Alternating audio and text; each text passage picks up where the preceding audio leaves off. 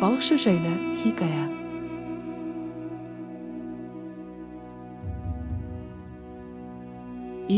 Алдияр патшам, маған жеткен шежірелерге қарағанда баяғыда бір балықшы шал болыпты. 3 баласы, бір әйелі бар екен. Өзі нағыз сирағы шыққан кедей болыпты.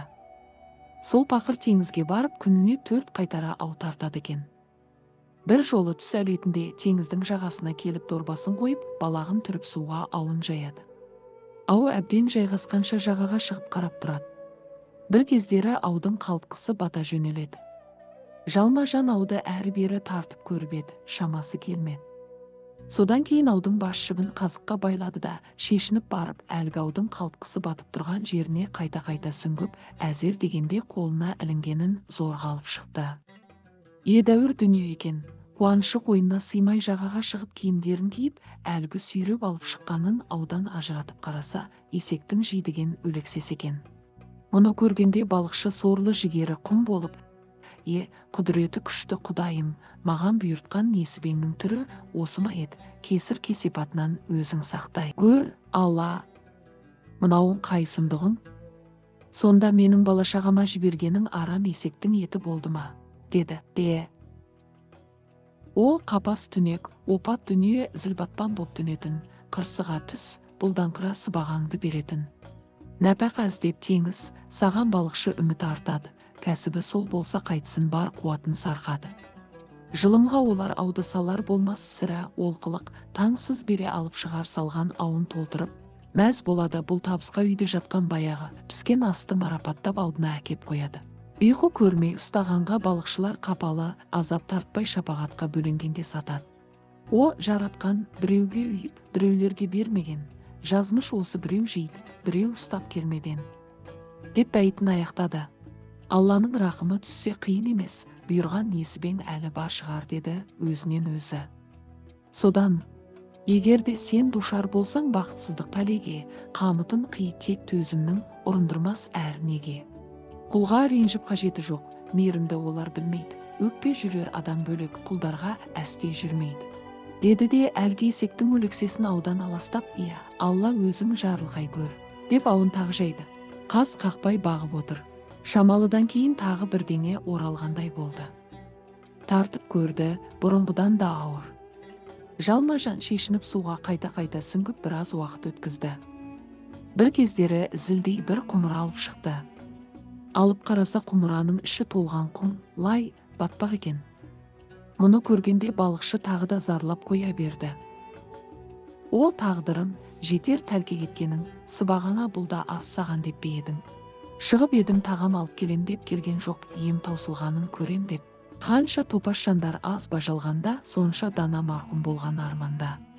Содан кейін әлгі құмыраны лақтырып жіберіп, аудың шөп шалаңын алып шатасқанын жазып, Құдайға жалбарынып 3-ші рет тастады.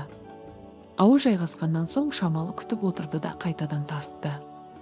Бұл жолы торына түскен сүйек саяқ, темір терсек толып жатқан қыш құмыра сынықтары болып шықты. Мұны көргенде шалашуға булығып жылап тұрып, осы сенің сыбаған ғой, жазмышынан әрі аспа, білімінде, күшінде әлсіз оған бола таласпа. Бақыт, нәсіп күні бұрын пешенеңе жазылған, әр жерлерде әр қилы боп бұйырғаны шашылған. Тиянақсыз өмір езді өнегелі адамды, арамзаны шалықтатып, естілерге қадалды. О, ажалым, жанымды алшы, ұнамайды сұмжалған, қыран құлап құлдыраған, қаздар көкте жүлде алған. Жәбірленіп жақсың жатса оның несі тамаша, жамандарың басқа шығып билікті алып таласа. Бір құсым бар шырайналған батыс пенен шығысты, бар әлемді билеп бірі алып отыр тынысты. Деді де көкке қарап қолын жайып, күллі ғаламның иесі, Алла тағала, өзіңе аян осы теңіздің суына күнде 4 қайтара ау саламын. 3 қайтара маған еш нәрсе бұйырмады. Тым болмаса осы жолы қатын, бала шағама жүрек жалғайтын бірдеңе бере көр, деп бетін сипады. Осыдан кейін ауын қайтадан жайды. Біраз уақыт өтті. Япырмау бір нәрсе түсті ау деген кезде ауын тартып көріп еді, шықпады. Құдайдың құдіретінен күшті дәнеңе жоқ, енді осы жолы берген шығар, деді балықшы. Тіфу, бүйткен өмірде құрысын, қасіреттен көз ашпадым күн үшін. Таңмен бірге нұр құшаққа түседі ол, өлім зәрін түнге қарай ішеді ол. деген жанға кім бақытты бәрінен, мені нұсқап айтқан талай жанымен, деді де шешініп суға түсті. Аудың ілініп қалған тұсына әрі-бері сүңгіп, бір кездері зілдей ауыр сап-сары жез көзе алып шықты. Көзенің аузы қорғасынмен бекітілген екен. Қорғасында Дәуіттің ұлы Сүлеймен пайғамбардың мөрі басылған. Мұны көргенде балықшы жүрегі жарыла қуанды. Басқасын былай қойғанда, осы көзенің өзін базарға апарып сатса, ең кем дегенде 10 тілда алтын болады деді. Зілдей дүниені өзі көтере алмағасын домалатып былайырақ алып шықты. Аузы да бекем бекітілген екен. Қой, мұның ішін ашып көрейін. Базарға сату қайда қашар дейсің деген ойға келді. Содан соң барып қыннан кездігін алып көзенің аузын ашты. Әрі-бері төңкеріп ішінен бірдеңе түсер деп еді, басқаны қойғанда бір тамшы суда тамбады, балықшы аң-таң. Содан кейін көзенің аузын жоғары қаратып қойды. Бір кезде көзенің ішінен түтін шыға бастады. Көтерілген түтін көкке жетіп, енді төңірегін қаптап жайлап барады. Түтін көзеден шығып бітті. Сәлден соң түтін атаулы аласапыран үйіріле келіп, басы көкте, аяғы жерде бір дәуге айналды. Басы киіз үйдей, саусақтары бақандай, аяқтары теректей, азуларының өзі найза тастай, ауыз апандай, танауы үңгірдей, екі көзінен от шашқан тірі пенденің үрейі ұшатын бір сұмдық боп шыға келді. Бұны көргенде балықшының зәресі зәр түбіне кетіп, таңдайы кеуіп, тісіне тісі тимей, көзі қарауытып жүре берді. Шалды көрген дәу, бір Алладан басқа құдірет жоқ, Сүлеймен Расул Алла деді. Содан кейін, о Алланың сүйген пайғамбары, мені өлтіре көрме, мен бұдан былай сенің сөзіңді бұлжытпай, әміріңнің бәрін орындаймын деді, жан даусы шығып. Сен не деп тұрсың, Сүлеймен пайғамбарың не? Сүлеймен пайғамбар деген кісі бұдан 1800 жыл бұрын дүние салған. Біз болсақ ақыр заманға жақындадық. Онан да сен мына көзенің ішіне қалай кіріп жүрсің? Сондай-ақ басыңа не күн туды, алдымен соны баяндашы, деді балықшы. Мұны естігенде дәу, Алладан басқа құдірет жоқ, енді қуана бер, балықшым деді. Неменеге жетсем, қандай қуаныш әкеп едің? Айтарым сол, сені қазір иттей қинап өлтірем. Мені өлтіретін болсаң, сен Құдайдың мейірімінен құралақан қаласың деді. Балықшы айқайлап, қарғыс атқан неме менің көзімді жойғанда, саған не түседі? Қаусаған шалдан өш алғанда қай мұратыңа жетесің? Түптеп келгенде, теңіздің түбінен мына қамалып жатқан көзенің ішінен азат етіп, жарық дүниеге шығарған сені мен емес пе? Сөзді қой. Онан да буындырып өлтірейін бе, асып өлтірейін бе, қалағаныңды айт. Сонда менің кінәм не, сені қапастан құтқарғаным ба? Ендеше менің тарихымды тыңда. Ал тыңдадық. Бірақ тезірек айт. Сенің мына қылығыңнан жаным мұрнымның ұшына келіп тұр. Ей, бишара балықшы деп бастады әңгімесін дәу. Мен Дәуіттің баласы Сүлеймен пайғамбарға мойынсұнбай соған қарсы шыққан жындардың әулетіненмін. Екі пайғамбардың да алдынан жарылғасын. Оларға қарсы шыққан Сахри екеуміз едік. Бір күні Сүлеймен пайғамбар Барахидің баласы Асаф деген уәзірін мені айдап алып кел деп жіберген екен. Шынымды айтсам, Сүлейменге мен о бастан қарсы едім. Сүлейменнің алдына келген соң ол маған, сен қайтсең де менің дініме кіресің, Алла тағаланың әмірі солай. Бұдан былай менің қол астымда болып айтқанымды орындайсың демесі бар ма? Мен қарысып көнбедім. Содан кейін Сүлеймен пайғамбар мына көзені алдырды да, мені дуалап ішіне енгізіп шығар аузына қорғасын құйып бекітті. Мөрін басты. Аллаға жалынып өмір бойы теңіз астында өтсін деді. Өзінің мұсылман перілеріне теңізге апарып тастаңдар, деп әмір сетті. Теңіз астында табаны күректей 100 жыл өткен соң, осыдан мені құтқарған адам болса, дүниедегі барлық жиһазды соған жиып берем деп өзіме өзім ант еттім. Бірақ 100 жыл бойы мені құтқарған тірі пенде болмады. Сонымен тағы судың астында 100 жыл өтті, келесі 100 жыл тағы кетті. Енді құтқарған жанға жердің бар байлығын ашып берем дедім. Онда да болмады. Тағы 400 жыл өтті. Сонда мені жарық дүниеге шығарған адамның арман еткен 3 тілегін орындаймын деп тағант еттім. Бірақ бұғанда құлақ асқан тірі пенде тағы болмады. Содан кейін бәрінен үмітімді үсіп ашуға міндім де, осыдан мені тірі пенде жарық дүниеге шығарса, алдымен соны өлтірем, бірақ қалай өлудің қалауын өзіне берем деп ант еттім. Міне сол антымның үстіне сен шықтың, мені құтқардың, енді қалай өлтіруің керек? Қалағаныңды айта бер деді. О, құдіретіңе құлдық құдайым-ай, сорым қайнап жүргенде саған тап болғанымды қарашы. Сен мені ажалдан құтқар, сонда құдайдың қаһары саған түспес. Бүйте берсең сен де ұзамай ажалыңды құдайдан табарсың деді балықшы. Сөзді қой, сенің өлуің хақ, онан да мен қалай өлтірейін соны айт. Балықшының бұдан құтылмайтынына әбден көзі жеткен соң, тым болмаса сені жарық дүниеге шығарғаным үшін менің өмірімді өзіме қимайсың ба деді. Оның реті келмейді. Сол мені құтқарғаның үшін өлтірейін деп тұрмын ғой. Ей, дәулердің пірі, мен саған жаным ашып ед, сен мені ажалға қиып отырсың. Баяғының ақындарының айтқаны рас екен ғой. Біз ізгілік жасап едік, берді олар да бағасын. Ант ішпейін, кері сөйлеп төгіп салдын аласын. Арсыздармен өмір сүрсе кімдер ауышаласып, жауыздықты әкелуші ол, аяма оны жарасып. Қой әңгімені, бәрібір сенің ажалың жетіп тұр. Онан да иманыңды үйір деді дәу. Балықшы ойға қалды. Мынау болса жын шайтанның әулеті, мен болсам адаммын, Құдайға шүкір. Адам осыдан ақылды емес пе? Сондықтан мынаны ақыл айламенен жеңу керек. Мұның өз зұлымдығымен өзін жер жастандырайын деді ішінен. Менің ажалым келіп тұр дедің ау, сен? Айтқаным айтқан. Құдай біледі, жайлары жаннаттан болғыр. Дәуіттің ұлы Сүлеймен пайғамбардың мөрінің атынан айтайын. Сенің осы сөздеріне сенбей тұрмын. Шыныңды айтасың ба маған? Айтайын, бірақ сөзің қысқа болсын, не сұрамақшы едің? Алланың атымен Дәуіттің ұлы Сүлеймен пайғамбардың атын естігенде дәу қалшылдап, дірілдеп қоя берген. Мынау тұрған кішкене көзеге өзің түгіл, бір аяқ, бір қолың сыймайды. Ал осынша денеңмен осының ішінде пәлен 100 жыл жаттым дегеніңе кім сенеді? Осының ішінде бүкіл өмірімді өткіздім дегеніме шынымен сенбей тұрсың ба?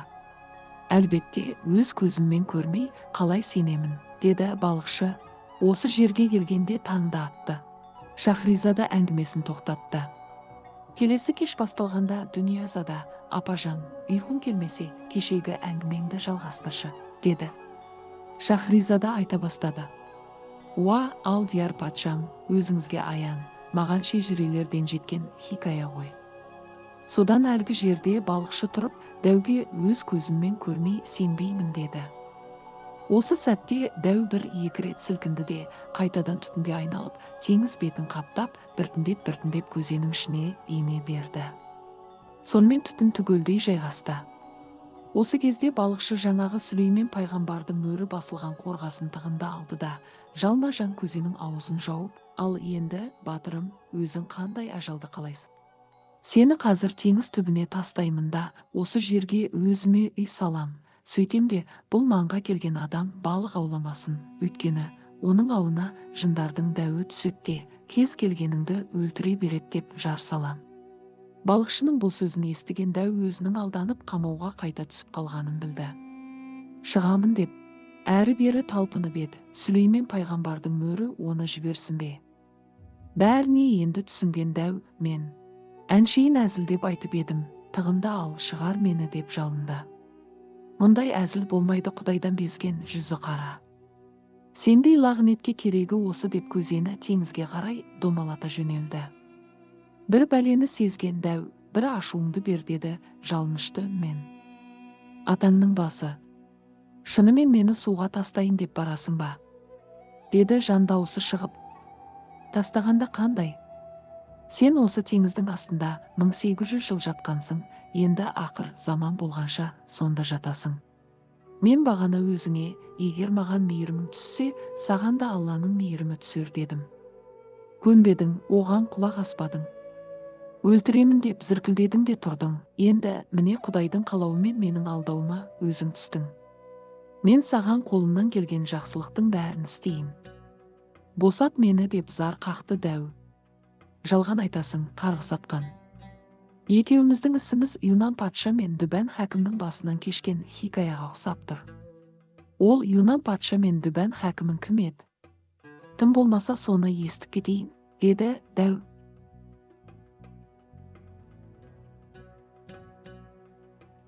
Юнан патшаның уәзірі жайлы хикая. Ал ендеше тыңда, деп бастады балықшы. Баяғы бір өткен замандарда кәдімгі парсы мен румның жерін Юнан деген патша билеген екен. Байлық дегенде қисап жоқ. Әскерінен жер қайысады. Бірақ денесін жайлаған алапес ауруына дәрігер Тәуіп емші атаулының емі қонбапты. Ішпеген дәрісі, қолданбаған емі жоқ. Бәрібір науқасының шипасы қонбай-ақ қойыпты. Сөйтіп жүргенде Юнан патшаның шаһарына атағы жер жарған Дүбән хәкім деген бір қария Тәуіп келіпті. Ол өзі ескі грек, парсы, араб, сирия, латын тілдерінде дәрігерлікке қатысты кітаптардан оқымағаны жоқ екен. Оның үстіне әрі Тәуіп, әрі жұлдызға қарап балашатын сәуегей болған. Әр қилы шөптердің адам тәніне қайсысы пайдалы, қайсысы зиянды, бәрін білген. Тарих, пәлсапа тағы басқа ғылым салаларын түгел меңгерген ғұлама екен. Осы шаһарға келген соң бірнеше күннен кейін патшаның денесін жайлаған кесел жайлы естеді. Алланың әмірімен күні бүгінге дейін талай ғұлама білгір Тәуіптер емдеп абырой алмағанын біледі. Бәрінен хабардар Тәуіп сол күні түніменен дайындалады да таң атқан соң өзінің ең тәуір киімдерін киіп Юнан патшаның алдына барады. Кіріп келгеннен кейін қол қусырып, тағзым етіп тұрып патшаға ұзақ бақытты өмір, баянды денсаулық тілегін айтып болған соң, мәртебелі патшам, мына сенің денеңе жабысқан дерт жайлы естіп едім. Осы күнге дейін талай Тәуіп дәрігер келіп дауасын таппапты. Мен сені май жақпай-ақ, дәрі ішкізбей-ақ осы дертіңнен құтқарам, депті. Мұны естігенде Юнан патша аң-таң қалып, шынымен осы айтқаның келіп, бұл дертімнен құтқарсаң, Алланың атымен ант етейін. Өзің бұлай тұрсын, бала шағаңды, үрім бұтағыңды малдандырып жандандыруға уәде берем. Менің осы байлығымнан қалағаның сенікі. Өмір бойы өзіммен бірге дастархан басында тұздас, дәмдес боласың, деді. Содан кейін Юнан патша келген Тәуіптің иығына алтынмен зерлеген шекпенін жауып, құрмет көрсете бастады. Сонымен мені дәрі дәрмексіз ақ емдеймін дедің бе? Дегенім деген, бұл кеселден сізді құтқарам, деді Тәуіп. Бұл айтқандарың қай уақытта іске асады, деді. Көктен күткені жерден табылған патша, лажы болса, балам тездеткенің жөн болар еді. Ол қиын емес. Айтқаныңыз болады. Ертең құратқа мінгендей боп шыға келесіз. Содан кейін дәрігер шаһарға кетті де, өзіне бір ыңғайлы үй тауып, кітап дәрі дәрмектерін жайғастырды. Сол дәрі дәрмектерден керек-ау дегендерін бір балғаның басын ойып ішіне құйды. Балғаға сап істеді. Соған ыңғайлап тағы бір дөңгелек шар жасады. Ертеңіне бәрі дайын болған соң Тәуіп патшаға келіп, басын иіп тағзым етті де, сіз енді мына шар мен балғаны алып майдан алаңына шығасыз, деді.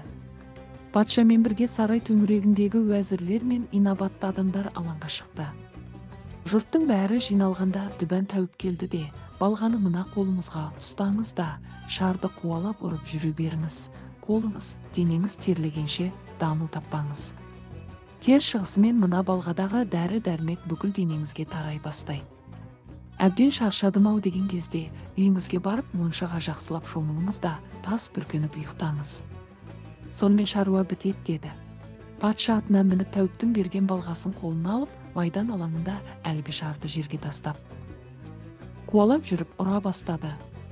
Біраз уақыттан кейін патша қара терге түсті. Терлеген қолы балға ұстауға келмеді. Балғадағы дәрінің бойына тарай бастағанын Тәуіп сезді. Енді патшаға, үйіңізге барып моншаға түсіңіз, деп бұйырды.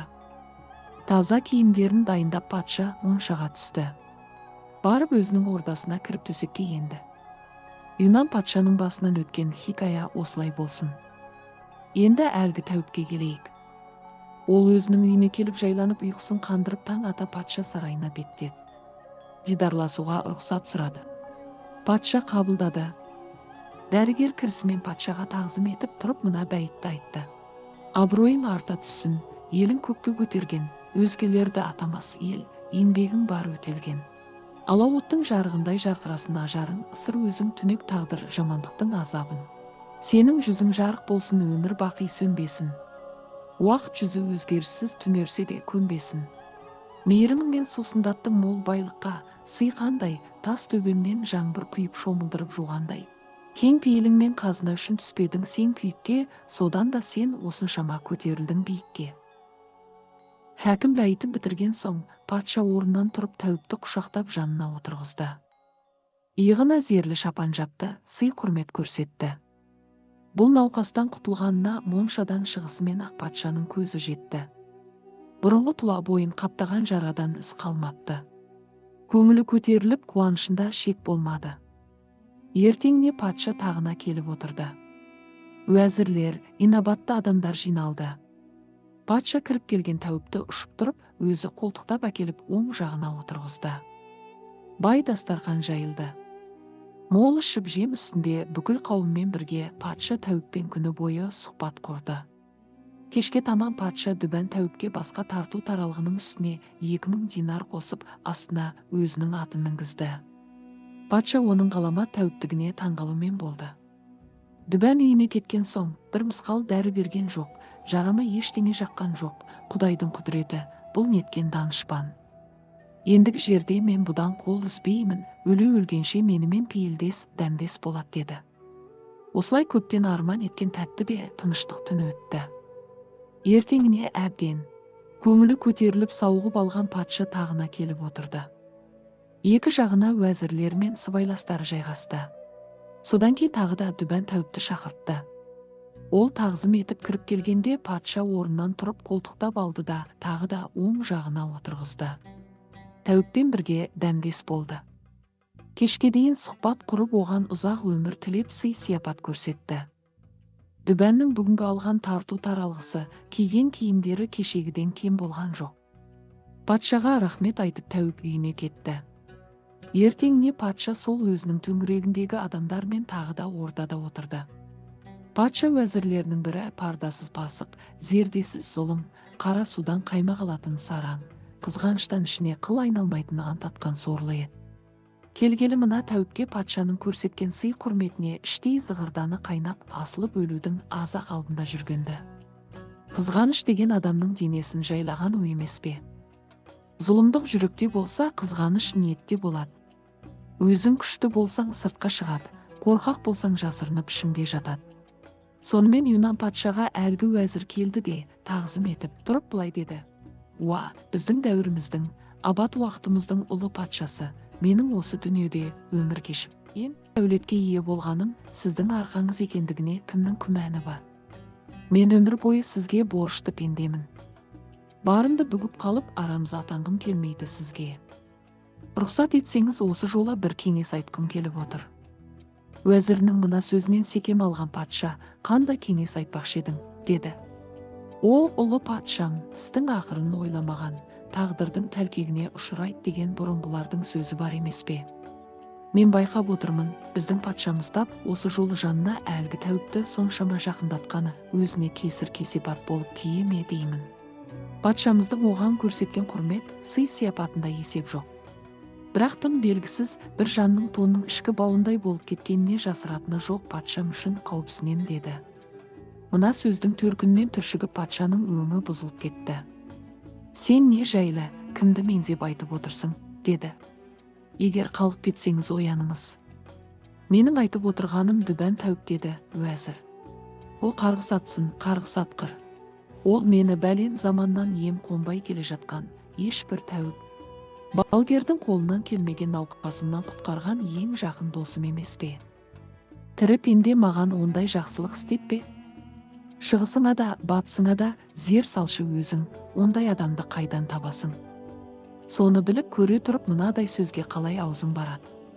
Бұл не сұмдық? Саған ерегескен соң бүгіннен бастап өз қазынамнан оған айына 1000 ділдә төлеп тұратын болам. Шынтуайтқа келгенде оның істеген жақсылығы үшін бүкіл патшалығым мен байлығымның тең жартысын берсем де аз. Байқаймын, сен осының бәрін іштарлық, қызғанышпен айтып тұрсың.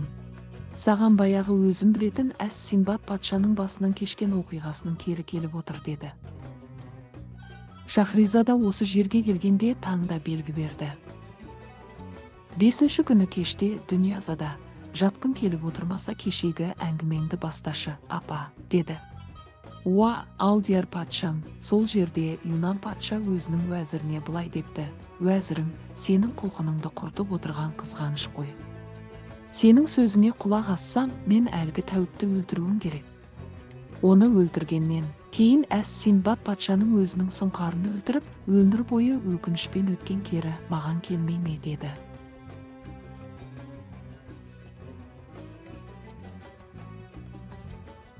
Әс-Синбад патша жайлы хикая. Аллаға әр нәрсе аян деп бастады әңгімесін патша. Парсы патшаларының бірі Әс-Синбад сауық сайранды, ит жүгіртіп құс салып аңға шығуды жақсы көреді екен. Өзінің қолынан баулыған бір айтулы сұңқары болыпты. Оны күндіз түні көзінен таса етпейді екен. Аңға шыққанда алдымен қолына алатыны сол. Әлгі сұңқарға алтыннан тұғыр жасап томаға кигізіпті. Оның су ішетін құтысында алтыннан жасап сұңқардың мойнына іліп қояды екен. Бір күні патша тағында отырса, өзінің атақты құсбегі келіп: уа, Алдияр патшам, аңға шығатын кезіміз болған жоқ па, депті.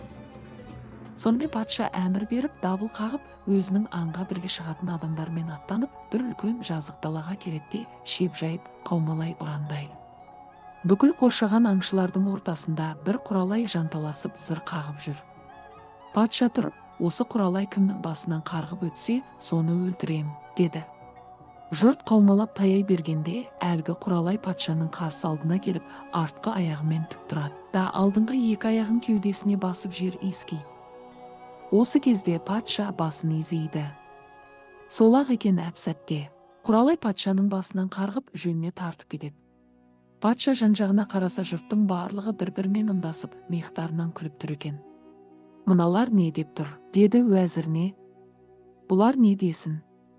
Әлгіде өзіңіз айтқан кімде-кімнің басынан осы құралай қарғып өтсе, соны өлтірем, деп едіңіз ғой. Тәуекел, басымды тіктім, бірақ сол құралайды осында өзім жеткізгенше мұрсат беріңдер, деді.